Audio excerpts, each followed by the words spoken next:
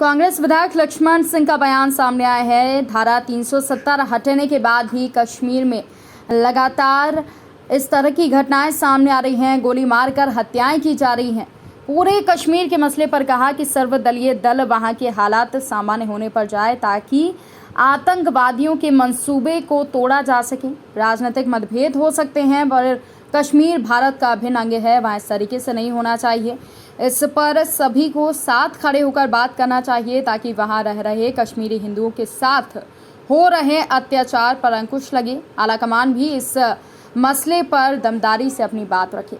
देखिए, मेरा ये मानना है कि देश की एकता अखंडता से बड़ा कुछ नहीं है।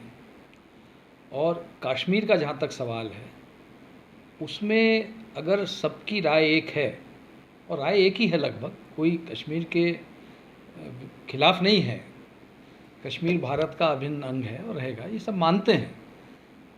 लेकिन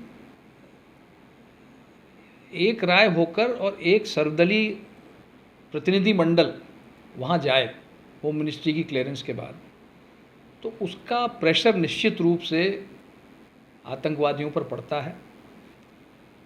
और कश्मीर के मुद्दे पर यूनाइटेड नेशंस में पाकिस्तान को कहीं समर्थन नहीं मिला है, किसी देश ने समर्थन नहीं दिया है। वो सिर्फ इस बात का फ़ायदा उठाते हैं कि राजनीतिक पार्टियों में आपसी जो नोक झोंक चलती है वो एक सीमा से ज़्यादा चलती है। और राष्ट्रीय मुद्दों पर हम एक होकर अगर एकजुटता दिखाएंगे तो निश्चित रूप से वहाँ जो पलायन हो रहा है उस पर प्रभाव पड़ेगा। क्योंकि धारा 370 थी तब हमले हो रहे थे, हट गई तो हमले हो रहे हैं। वहाँ रहने नहीं देना, अरे भाई कैसे नहीं रहने देना। पाकिस्तान ये और हिंदुस्तान एक था, और हिंदुस्तान की सीमा कोई पाकिस्तान तक थोड़ी थी। अफ़गानिस्तान, काबुल ही हिंदुस्तान का हिस्सा था।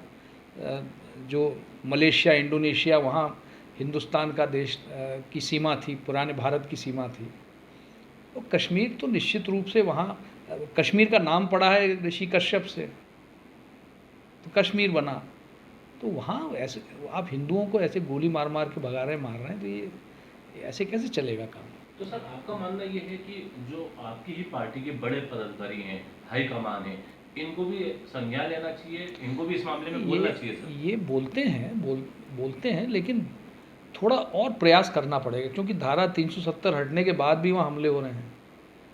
वहाँ सरकारी, अब जिस तरह आप देखिए, बैंक मैनेजर को मारा, वहाँ कोई गार्ड नहीं था। एक टीचर, महिला टीचर जो उनके बच्चों को पढ़ाती, उसको मार दिया। अब ये तो कोई तर्क ही नहीं है।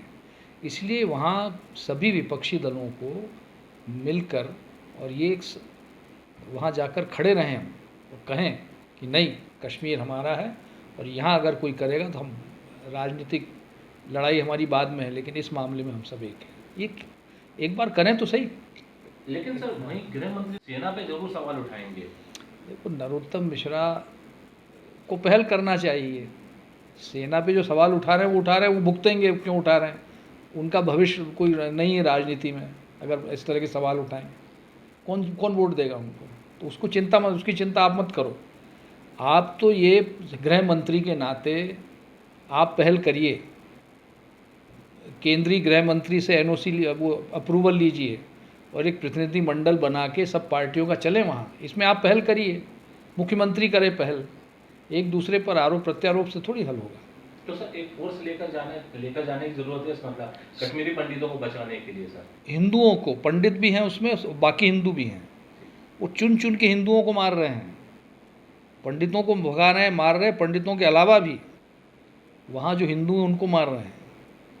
तो इसलिए हमको एकजुट होकर वहाँ खड़े रहना पड़ेगा, जाना पड़ेगा और ये सिद्ध करना पड़ेगा कि हाँ, हम सब एक हैं और कोई हमारे कश्मीर की तरफ आँख उठा के नहीं देख सकता।